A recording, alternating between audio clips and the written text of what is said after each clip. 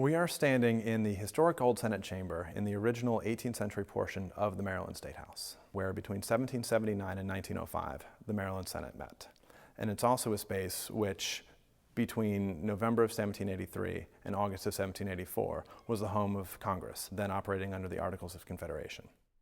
Three of the most important events in the history of the United States took place in this room in that 9-month period between November of 1783 and August of 1784. Amazingly, we're standing in the third State House that's built on this particular site. The original State House was built in the 1690s when the capital moved from St. Mary's City to Annapolis. That first State House was hit by lightning in 1704, burned to the ground, and was replaced by a State House that was finished in 1707. That building remained the primary State House until the 1760s, when in 1769, legislation was passed to build this State House, the third State House, on the present site. Construction began in 1772 and was completed in 1779. The current State House, as well as the two previous State Houses, stand on the highest point in Annapolis, which would have afforded the building a commanding view of both the harbor, the Annapolis harbor, and the surrounding landscape. In the 18th and 17th and 18th centuries, this would have been the tallest building in town. It is still the tallest building in town. The State House was built in the midst of a war, which complicated efforts to both complete the State House and to direct the efforts of government. In 1779, the first session of the General Assembly was held, which took place in November of 1779. Every session of the General Assembly has been held in this building since then, making this State House the oldest State House in continuous legislative use. We're standing in the northeastern corner of the building, so we are deep in the original 18th century portion of the State House. So this is a space that, while it was in primary use by the Maryland Senate, its national significance and what makes this Maryland's most important room are for the events that took place within that 9-month period between November of 1783 and August of 1784. The primary one, the one that gains most national attention, is what occurs on December 23rd, 1783, when George Washington stands before the members of Congress to formally return his military commission to Congress. Washington's resignation, which took place in this very room, was an event really without precedent in the history of the world. There was some question as to whether Washington, the victorious general, would become king or what he would do to sort of move the new nation in a new direction. And so it was really important that what he ultimately decided was that the power of the military belonged in the hands of the civilian government.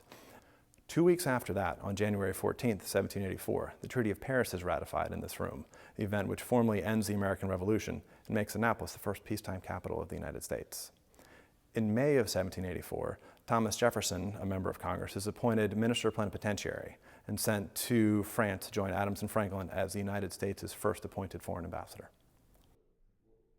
We are on the verge of restoring this room, the Old Senate Chamber, back to its original 18th century appearance.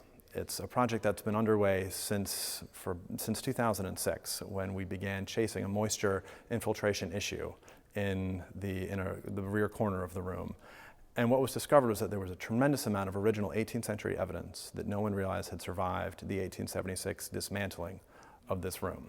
The 1876 dismantling turned this room from an 18th century space into a high-style Victorian space, really without any evidence of how it had looked when Washington and Congress were here.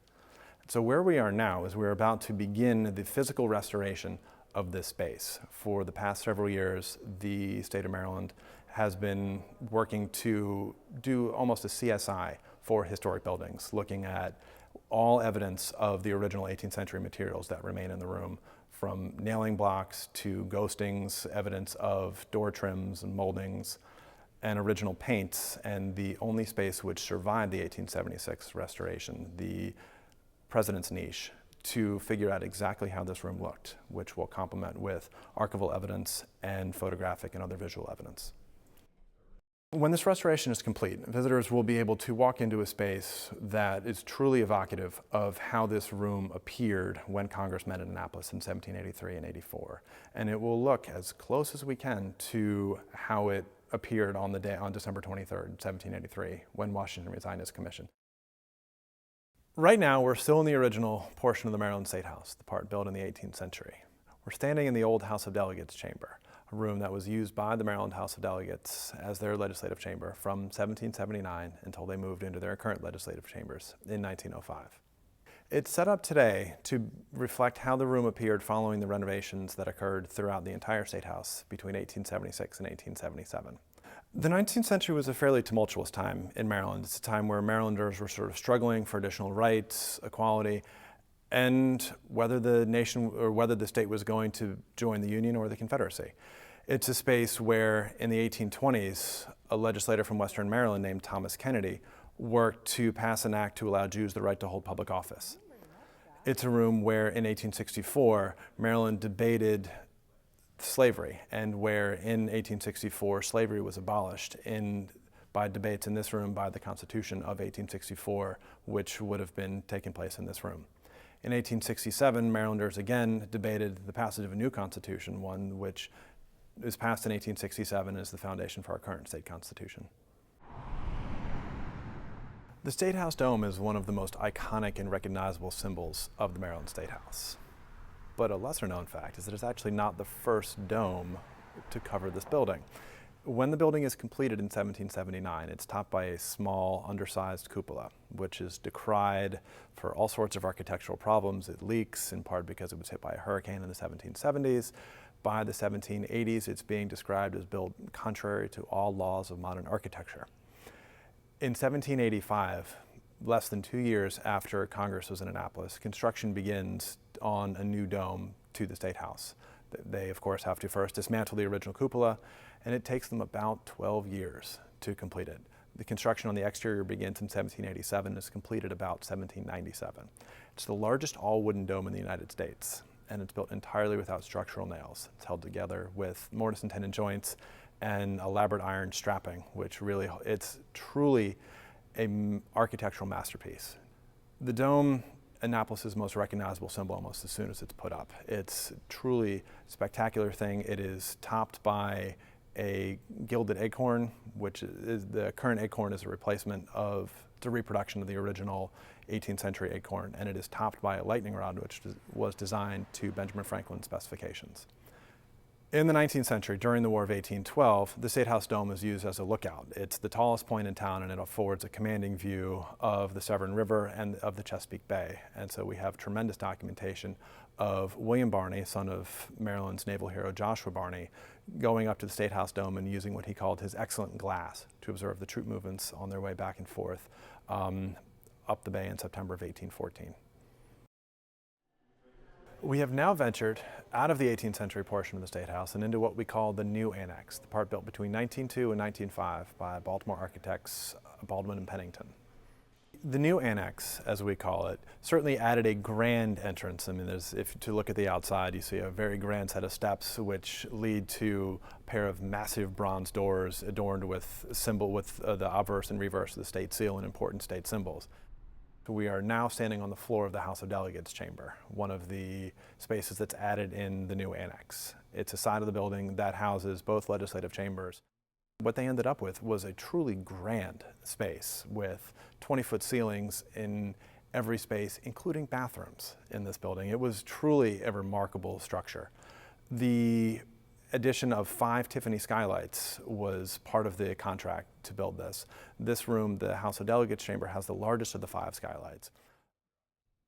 The move into the new chambers afforded much larger quarters for the delegates and senators, and also added suitable visitor galleries above the chambers that the members of the public could use to watch the proceedings without impinging upon the space for the elected officials.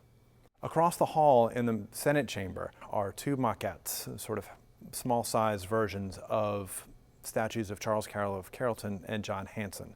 The full-size versions of those statues are in Statuary Hall at the U.S. Capitol.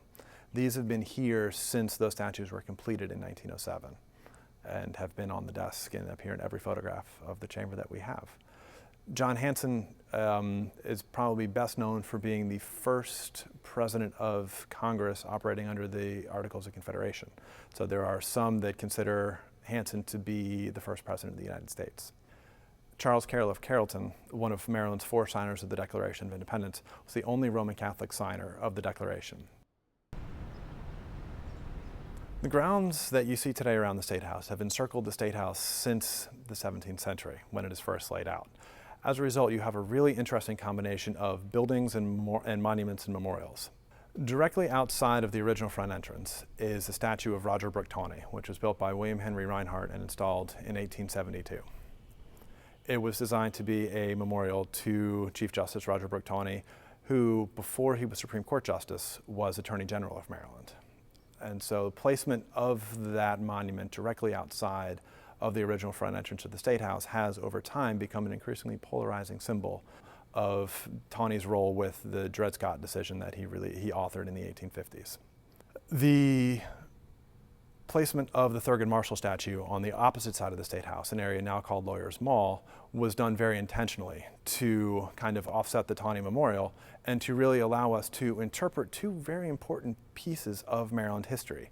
That rather than remove the Tawney statue, its presence on the grounds of the State House allows us to talk about who Tawney was and what the significance of the Dred Scott decision was, what that meant for enslaved people in Maryland and really throughout the United States. The two bronze figures in the Thurgood Marshall Memorial are designed to be two children who are to represent the school children affected by the Brown versus Board of Ed decision. And that collectively, those two statues really allow us to talk about the changes and the expansion of rights and the challenges that citizens in Maryland and throughout the United States needed to address in both the 19th century and in the 20th century. The Martin Luther King Jr. Memorial Plaque, which was installed a few years ago, is a way of paying tribute to another important African American leader who, in addition to having an important and obviously well-documented impact on the entire United States, also had some pretty important things that took place in Maryland. Shortly before the March on Washington and King's address on the grounds of the Lincoln Memorial, King gave a version of that speech at Morgan State University in Baltimore. And it was essentially a first draft of the I Have a Dream speech. And the King Memorial on the grounds is a way for us to pay tribute to that particular speech, which became the foundation for the internationally recognized I Have a Dream speech. The Maryland State House is truly representative of the entire history of Maryland, from the founding of its first settlement in St. Mary's City in 1635, all the way up through the passage of current legislation that took place in this building during the 2013 legislative session. It's a remarkable structure, and we are all very cognizant of the fact that we are the oldest state house in continuous legislative use, and it's something that we take great pride in, and is something that we continue to work to make sure that both Marylanders and people in the entire nation know the significance of this building.